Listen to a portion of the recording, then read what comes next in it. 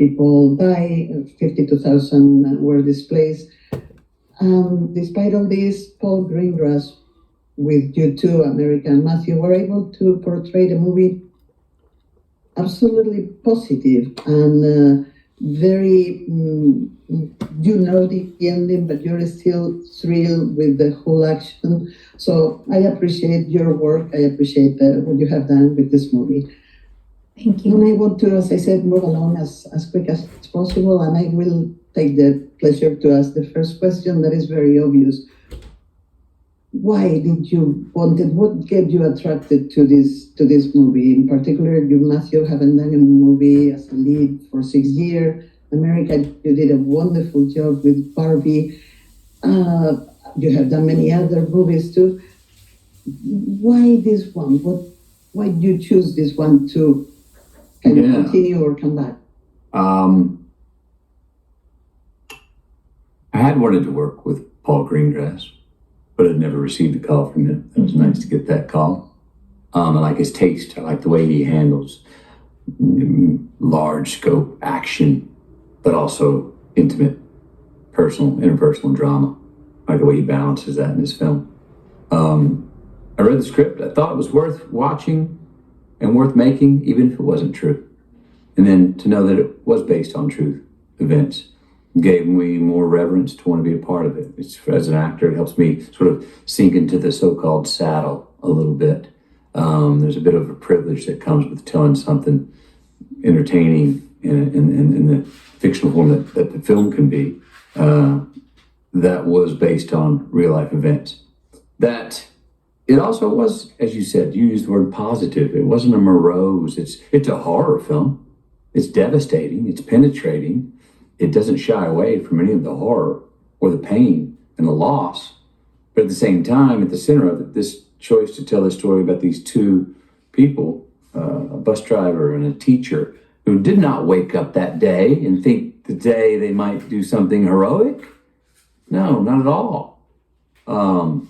If anything, for my character, Kevin, he was a guy who avoided things that were hard all his life.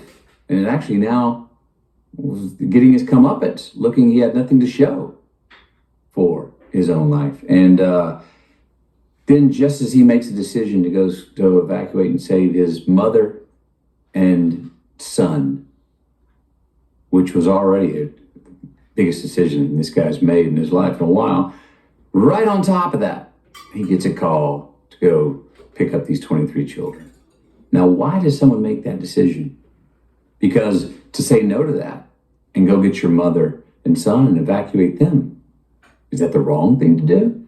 I don't think that's our place to say that's wrong or right. But what is it that makes someone go, no, I'll get them?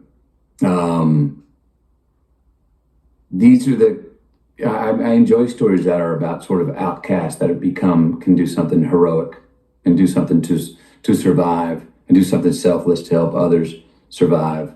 People that you wouldn't think would be the ones that would be heroic or act heroically, but circumstances put them in that position and they make that choice, the right choice, and that leads them in the end back home. Also, fathers and sons had a lot to do with it for me. Don't be late as a parent. And then there's that great line that Paul wrote here. I was late as a son. Now I feel like I'm too late as a father. Ooh, that's a nightmare predicament. Mm-hmm. American? For me, I think it's very natural for me to look for heroes in everyday people. I was raised by a single mother, immigrant mother, my grandma, my aunt. The heroes in my life growing up that made life possible or bearable or turned out miracles every day were just people. And they were teachers. They were, a teacher who said the right thing at the right time, and opened a door for you, or a friend's parent who didn't understand what that ride to school meant in the morning because your own parents couldn't take you or what have you. So I just feel like I'm really drawn to stories that explore the nuance of heroism, and I think when I first read the script, it's obvious that there's this massive act of heroism and what they were called to do on that day and what they stepped up to. There are obvious points, but I was also really fascinated with the more silent and invisible acts of heroism, particularly for Mary, who was on a bus with 22 kids who she knew. She knew their siblings, she knew their parents. She went to school with their parents. She grew up with their parents. She was born and raised in Paradise. This is her community. And both Mary and Kevin made the choice to take care of the children who were in front of them instead of run and find their own children. And Mary, because I got to speak to Mary and Kevin and Mary were around and very generous with their time and their thoughts. Mary mentioned to me how, yes, of course she saw her duty and her responsibility was to keep these kids alive, but also she was deeply trying to mitigate the trauma and the emotional damage. And so every time that she pushed down her own fear and her own needs and what was going on for her, to sing to the kids, to play games with the kids, to distract the kids, to help them feel like you're safe and you're okay. Like, there's deep emotional intelligence and work and heroism in that. And so to me, it was so obvious that she was a hero on the page, and I was really excited to bring to life those little acts that kind of seem to be invisible, like in the day-to-day. You did it very well. Sorry, I forgot to mention that today we are combining Golden Globes and CCA journalists. So now I give a question to Joseph Curtis from YouTube USA. And actually he follows, he has sent several questions, but he follows with the theme of heroism. And he's wondering because in this movie, you really speak out about helping people. So he's wondering if you can share a moment in your life when you found yourself helping someone. I guess for both of you. Sure. Yes. I'm gonna go to my kids. Something I've learned now that my kids are teenagers. I always thought that there are two paths as a parent. You're the parent, and then maybe hopefully later on you become a friend. And what I've found now that my kids are teenagers is that there's actually another character. There's a bridge between those two, and that's being a big brother to them. So now, while I still parent my kids, there's many times where I now find myself hearing something that's troubling them, and then me being able to, instead of teach them, sit there and put an arm on their back and go, me too. Let me tell you a story about when I was your age and this happened to me. And they go, oh, really? So they don't feel like the world is revolving around them and they're the only one having this problem. Because as we all know, most of every problem we share, in some way, it's universal and someone's had it before, no matter how much times change. So to just sometimes to be there and with them and just sort of them understand, hey, me too. Hey, mom too.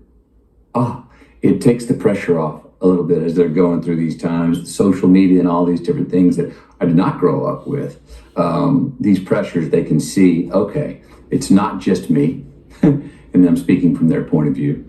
And just to know that someone else understands or has a similar story of a trouble, maybe it's a different specific trouble, but that we all had them and we all felt that way, whatever that confusion, frustration, or anger or loss was. I'm finding that big brother position to be really fun and valuable in helping my kids out. Thank you for going first, Matthew. I feel guilty that I have more time to think about it. That's a hard one. But where my mind went actually was, an exchange that happened for me at university. I went to college to study international relations, and I remember that I was a very good student. I went to public schools. I was straight A student, one at the top of my class. But I remember getting to college and feeling so unprepared and so unready, and like I didn't know as much as the other kids, and I didn't have a great and like how lost I felt in that, and I didn't know exactly what to do with that feeling and that energy. But then I learned about this program of mentoring. I went to the University of Southern California in Los Angeles, in East LA. And, you know, if you know that area, you know that USC is this incredibly gorgeous, well-resourced university in the middle of low-income neighborhoods and surrounded by elementary schools, middle schools, high schools, where those kids could never dream of affording going to the University of Southern California. And there were programs for the students to go out and tutor and teach the kids in those schools. And interestingly, like I really related to those kids. I was one of those kids. And so I joined the program, and throughout my education, I had this connection to these kids who were 2 blocks away from the university, but at the same time, worlds away from ever getting to access it, which is how I felt so often. And so that to me felt like, yes, I was giving my time and I was giving my presence, and I saw the impact that had on those kids, but it also gave me so much. And you know, I think that is the trade-off of, in those acts of reaching out a hand, you learn about yourself in ways, you learn about things inside of you that you didn't know existed. You know, I think that is true for what happens for Kevin and Mary on this journey of caring for these kids, is they have to find parts of themselves they didn't know were in there. All right. You can start the next question if you want, America. The next question comes from Scott Orling from Cinema Magazine, Germany. And he's going through this experience, this movie, this story.